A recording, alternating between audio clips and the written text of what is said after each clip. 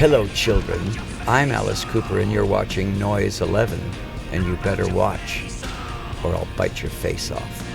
I'll bite your face off, little man. I'll bite your face off. You know that I can. Welcome to Noise11, and we welcome in Alice Cooper. Thank you. For the, what were we saying, the 7th time in Australia? 7th or 8th, I don't know. I've kind of lost track, but we get here as much as we can. It's always a great audience for me, and my radio show's on here in every city. So I mean, I didn't even realize that we were on the radio here so much. I'm a big fan of your radio show too, Thank you. on drive time Thank you. around Australia. When do you do the show? Well, I tape the show, so it's a syndicated show. So we tape the show from sometimes the tour bus. We can tape it from the hotel rooms. Pro Tools, you can do everything on Pro Tools. Yeah. I get a script in that I immediately ignore, and then I look at all the songs, and everything, and I just start finding things to talk about for each song. And so I can tape 2 shows a night, when I'm in a hotel room. My bass player is the engineer. Mm-hmm. So we try 10 days ahead. What I'm really impressed with the show is your music knowledge, what you actually come out and know about. And I mean, a lot of this from your personal experience. It's most of these guys in almost every band I know. So, I mean, I either toured with them, or I've been on shows with them, or hung out with them, or whatever it is. So just about any band I play, I can tell a story about them, or some of these guys I can tell books about them, because they're old friends of mine. But, that's why I pick certain songs. And I try to get off that general, here's the 50 songs you're going to hear every day. Mm-hmm. I try to go deeper than that. In other words, if you like Led Zeppelin, you're going to love the Yardbirds, because they were the beginnings of Led Zeppelin. In fact, Jimmy Page was in the Yardbirds. So I play a lot of Yardbirds. Yeah. I guess a lot of these people would have been influences on you, and also would have become friends. Oh, absolutely. I mean, early on in our career, every band, when I was 15, that's when the Beatles came out. So we were the perfect audience for the British invasion. Mm-hmm. And we were sitting there and going, all of a sudden, here's the Beatles. And we go, wow. And then there's the Rolling Stones, boom, Kinks, the Yardbirds, the Who. Every week there was 5 new bands that we had never heard of, and they were all good. So that influenced us a lot. We ended up being more of a Who Yardbirds band, and then we put our own touches in it and created our own music out of it.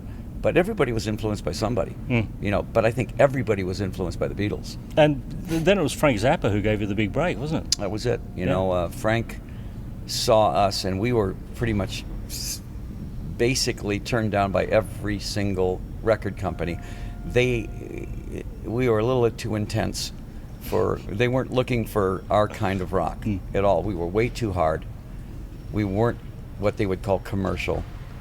Our image was abrasive, to say the least, because this is 1968, and we're wearing makeup smeared on, and our hair is this long, and we're loud, and we're obnoxious, and we're fun though. Zappa just heard us play, and he went, "I don't understand you guys at all."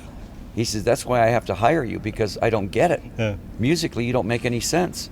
He says, "You have 6 songs that are 2.5 minutes long, and each song has 30 changes in it." And he said, "Where did you learn that?" And I went, "I have no idea."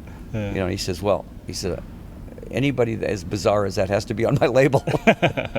So here we are, 40 or so years down the track, and welcome to, with the number 2, That's it. My Nightmare. Well, Bob Ezrin had everything to do with this. Yeah. Bob Ezrin met us in 1970, and he was our George Martin.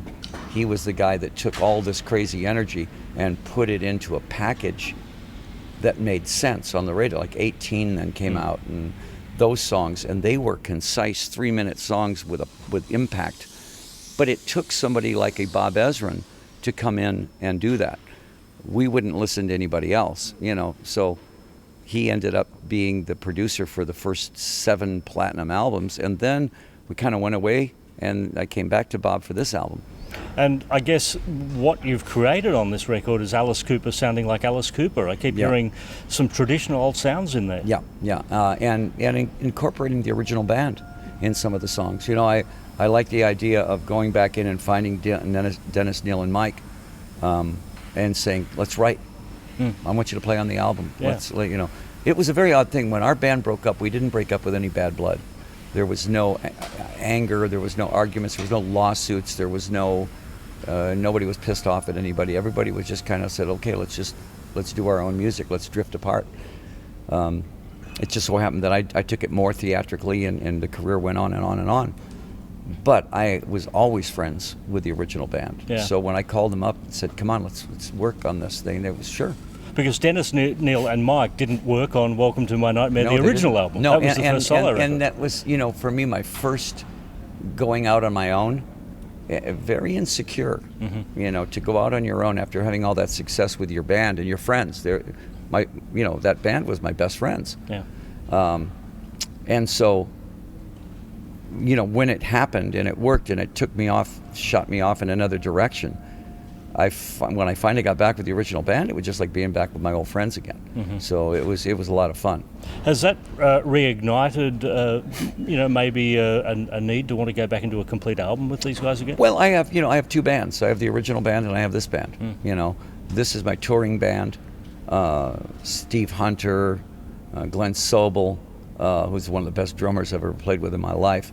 Tommy Hendrickson, who was one of the co-producers on the new album, plays rhythm, and then Oriante on guitar, and Chuck Garrick. And this is probably the best touring band I've ever had. Well, Oriante, let's talk about her for a sec, because you've got a bit of an Australian killer guitar player link in there, yeah. And you know, she was obviously the lady who played with Michael Jackson on This Is It. Yeah. Is that when you first saw her? I'd known of Oriante. Bob Ezrin, who is a real critic of everybody, was the one that said, if you can get Oriante, he says, you will really round out the band musically. You know, forget the fact that she's a great-looking Australian girl. If you were to put 5 guitar players in a row and blindfold me and say, okay, which one is the best guitarist, I would go, that one. And it would be her. Yeah. She is just that great of a guitar player. And that's what I'm looking for. It's a plus that it's Oriante. It's a plus that I've never had a girl in the band.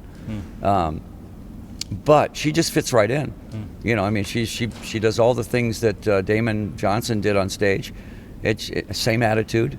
It's great. I mean, I look over and she's just one of the guys. One of the blokes. You know, but I mean, she really can play. I mean, Yeah. when it comes time for her solos, wow, Yeah. it just knocks you out. Michael Jackson obviously knew what he was doing when he picked her. Yeah.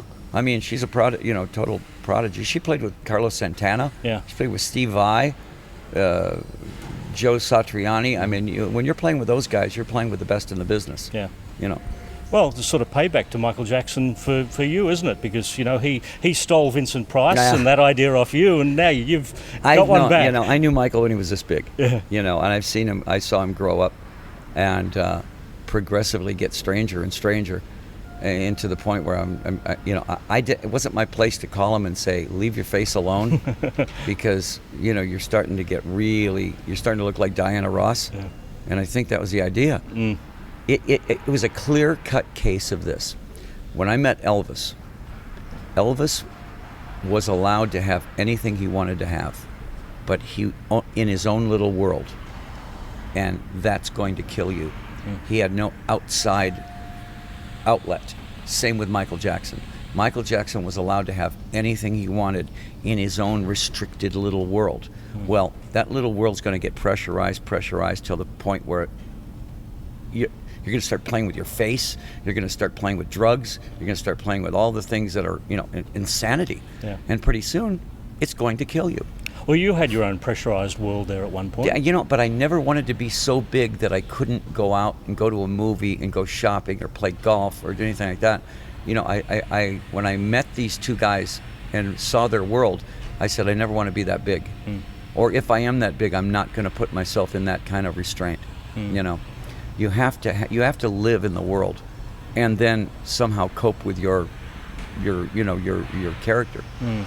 On the record, Rob Zombie is your new Vincent Price. Yeah. Well, Rob Zombie and I, you know, he's like my little brother. Yeah. You know, and he's the new voice of horror. He's a director and everything else, and we both have the same sense of humor when it comes to horror. We realize that most horror is comedy. You know, and so he was the perfect guy to play the guy from the congregation. He was sort of the spokesman for the congregation. And then Kesha playing the devil, I thought was great, because Alice, the last person that Alice would want to, have to deal with would be a pop diva, And Kesha I'll play the devil. I'd love to play the devil. She's great at this song, What Baby Wants, Baby Gets. She has attitude all over the place. It wasn't until later that we realized that Kesha actually is the devil, and she was just playing herself. Yeah. It sounds like you just had a hoot putting this record together. I've never had more fun on an album, and I've never gotten a more diverse album. Every song on the album does not resemble any other song on the album. The first song, I Am Made of You, is totally off the wall for Alice, but it works. The second song, Caffeine, is organized chaos. Runaway Train, Last Man on Earth, everyone takes on a different personality. But in a Nightmare, that happens. 1 minute you're in this horrible disco and you're killing everybody in the disco. The next minute you're on the beach with zombies. The next minute you're on a runaway train. And then you're the last person on Earth. And then you're in the middle of a congregation. So I wanted to throw the audience all over the place with Alice, and in the end, Alice going, well, it's just a nightmare, and the choir's going, what part of dead don't you get? And he's going, what do you mean? And they're going, what part of dead don't you get? You're dead. And he's going, no, this is just a nightmare. Yeah. And I love the choir just going out, what part of dead don't you get? Some great titles on here: Disco, Bloodbath, Boogie Fever. Yeah. Every cliche I could think of. And then the song is an actual disco song, but it's Alice in a disco where he hates being, doesn't want to be there. He says finally picks up a machine gun, kills everybody in the disco, buries them, and they just keep coming back. And the metaphor there is that you cannot kill disco. It's like cockroach of music. It won't die, which is a nightmare for Alice. And to me, that was one of the more clever songs on the album. That one and Ghouls Gone Wild. The idea of a beach party where all of the girls in bikinis are rotting away zombies. So they're dancing, but their arms are falling off and their legs are falling off. Something to remember me by is the classic Alice Cooper ballad in the vein of I Never Cry. And it was written then. Yeah. It was written in 75. Really? The song was written when we wrote Only Women Bleed and I Never Cry. Yeah. We forgot about the song. And Dick Wagner says, remember this song? And they played it and I went, this song is maybe the prettiest song we ever wrote. Why didn't we ever record this? And so finally I got it to Bob, and Bob listened to it. He says, this is classic Alice, and so I said, we got to put it on the album somewhere. So, with all this chaos going on, there's this beautiful ballad in the middle of it, and again, it's part of the nightmare. Yeah. On tour at the moment, it's a No More Mr. Nice Guy tour, so we're not actually hearing a lot of these songs live at the moment. One song tonight. We're doing I'll Bite Your Face Off tonight. And then on the next tour we'll do all, pretty much all of the new album. Have you got an idea to do like both Nightmare albums back to back? To me it would be a great theater. I went to see Love Never Dies last night over here on Collins Street. Andrew Lloyd Webber. Yeah, it was just spectacular. I saw the original one, and this one was a great finishing touch for it.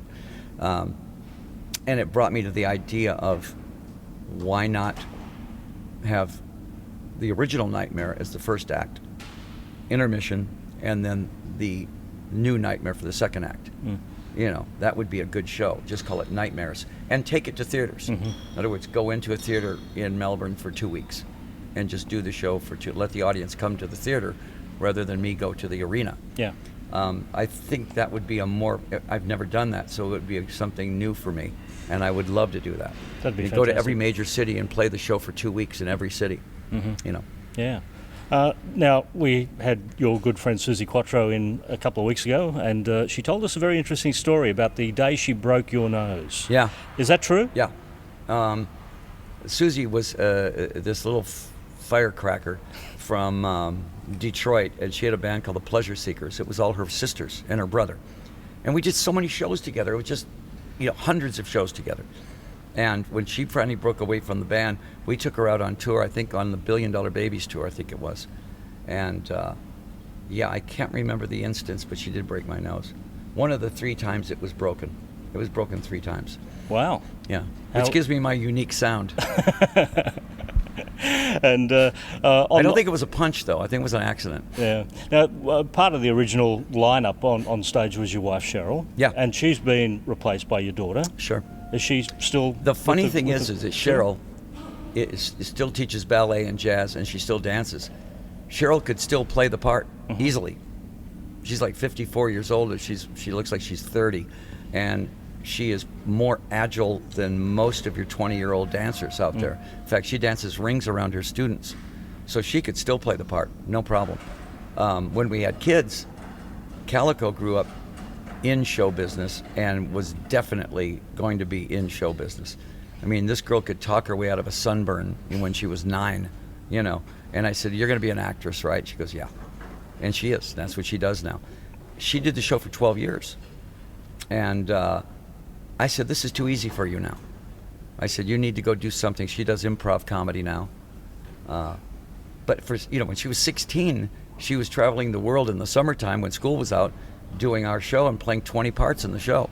So she had more experience than most actresses did by the time they were 30. She was a stage actress for 12 years. So anyways, now she's acting. She's doing a movie right now called Tommy Chicago in Idaho. And I told her, go do something that's hard. So she's attacking different projects now. She had a role in Suck, as did you. She was great. And she's a very good physical comedian. In other words, somebody can fall down and it's not funny. Calico falls down and makes you laugh because she's really pretty and you're not expecting her to fall down. And when she does, it's very funny, And your other daughter teaches hip-hop dancing. Sonora is already biting at the bit to be in the next show. She's going, "Hey, look, Mom was in the show, Calico was in the show, it's my turn." Yeah. And I almost have to give her that. When Nightmare next year, I almost have to give her the at least the shot to do it if she wants to do it, because she's every bit the dancer that Calico is. What about your son? Dash has his own band. He has a band called Runaway Phoenix, which is a good little band, a Christian-based rock band, but really good, really, really good little band. And he just got married, so he's really not anxious to go out on the road right now, anything like that.